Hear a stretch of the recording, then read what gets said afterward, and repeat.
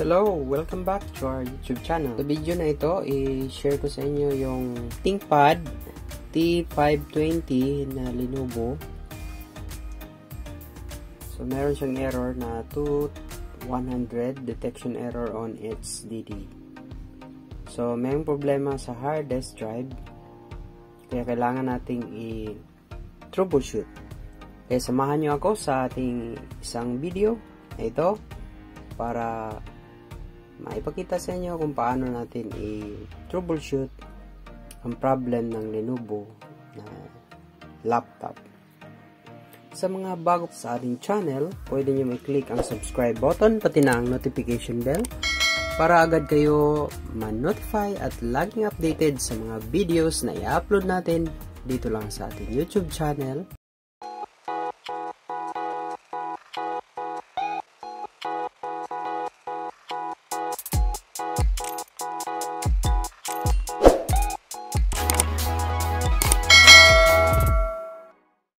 Okay, so since nakikita natin na there's a problem with the hard disk drive, so kailangan natin siyang i-turn off and then i-check natin yung connection. That is the first step. So hindi na siya ma-shutdown, so we need to turn off the power. Okay, so after ma-turn off, tingnan natin sa likod.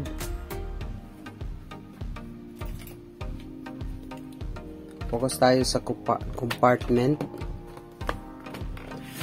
ng hard disk.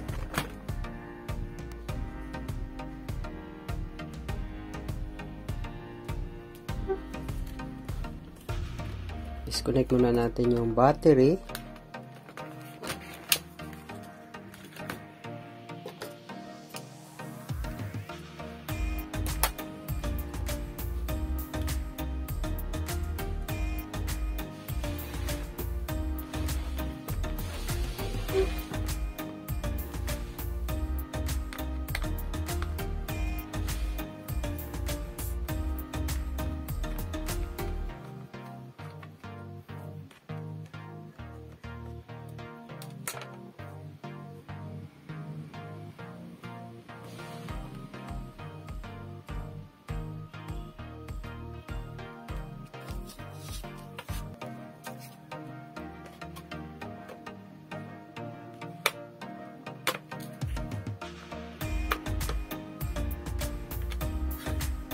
So, yung naka-install pala na hard disk drive niya, yung existing is 320 GB ng Western Digital Scorpio Blue.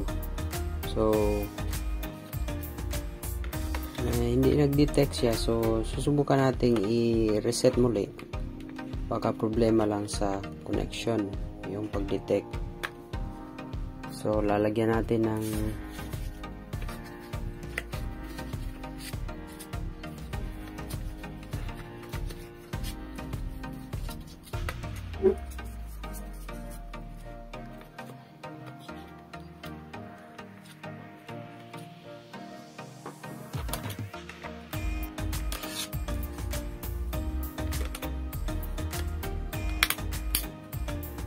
turn off natin muli. So,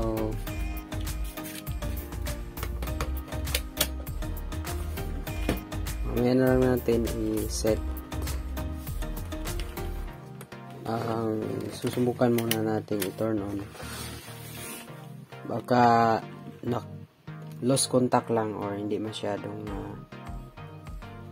na-detect dahil hindi maayos yung pagkalagay. So, susubukan natin i-turn on ulit.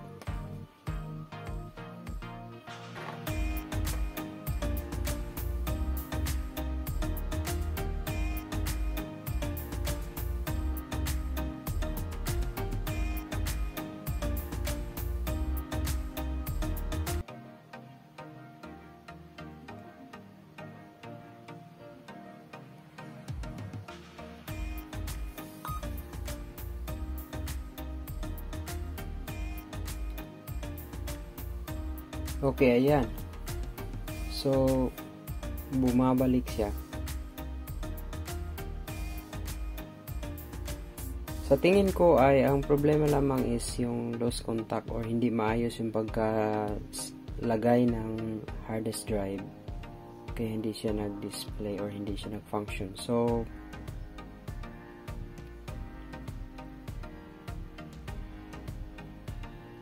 observe muna natin. Ayan. So bumalik siya.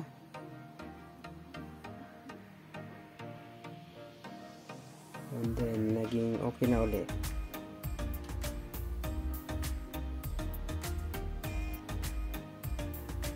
So kaya nga pagka meron kayo na encounter na ganitong problema, hindi dapat agad conclude na sira yung ating hard disk, even though na meron siyang na message na naipakita sa startup na may problema sa hard disk drive or error in HDD, but still kailangan muna nating i-actual check gaya ng pinapakita ko. So mga simpleng mga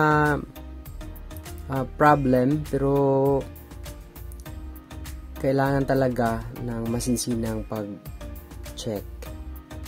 So yun, at na-resolve din natin yung issue regarding sa error ng Lenovo T520 na may problema sa hard disk base sa pag-start up.